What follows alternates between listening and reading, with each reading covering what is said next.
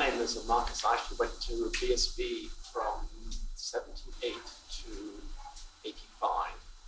And that's where I met Jane, the lady to my right, who actually ended up being my wife. We now have 3 children. After 20 years in Hong Kong, we now live in San Francisco. And it's quite strange to come back here because lots of things have changed. But I did watch a video before from a gentleman called Alex Singh. And I do remember him quite vividly because he had the most amazing afro, which I no longer have these days. And he very kindly got me a diplomatic suspension to buy my guitar amplifier at Hills Music, which is still down in Brussels. But apart from that, there's only 1 or 2 buildings to the left, and everything else is new and different and better. Hi, my name is Jane Chapman. I was here from 1973 to 1985. I can recognise quite a lot of it, although it obviously looks a little bit more chic and sophisticated. The building and the floor, especially in the lower school, seems to look pretty familiar to me.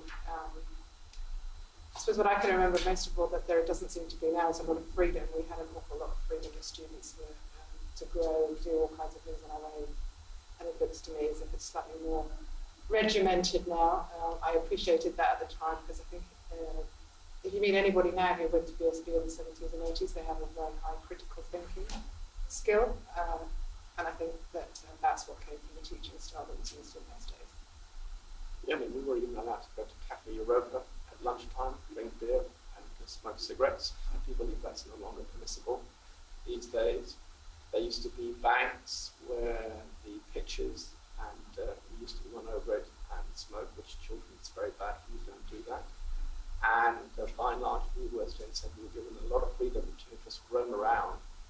And we did spend some time in Arthur Campbell's room and Lionel Bishop's room, and were told off on numerous occasions, but it was always in good jest. These days it seems to be, as Jane said, a lot more regimented and strict. What I do remember was what we had at the time, which was called, I believe, Form 13 or Form 14, which was a group of students in Africa, and we always had their names, and we used to have 1 week in the year where we used to do a lot of fundraising which supported those children in their schools.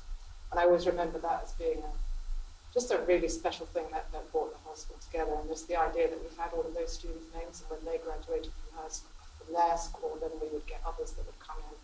And that was always in the, I think, building 4. Every time you walk through, you'd see those kids on the wall.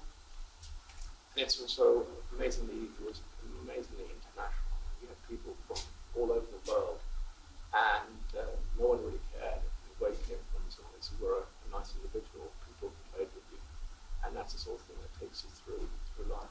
So it was a fun time. Can't say I always enjoyed every day of it.